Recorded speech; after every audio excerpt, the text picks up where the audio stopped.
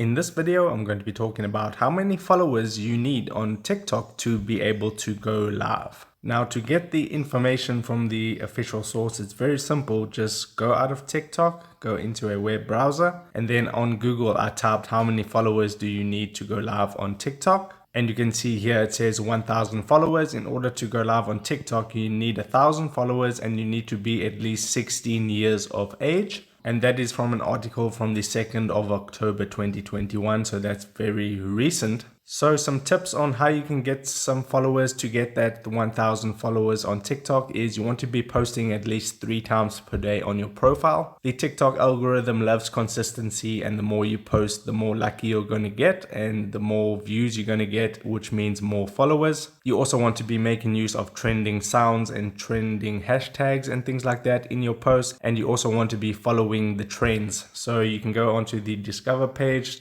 type search, and then you can type trends and you'll see some trends on the app.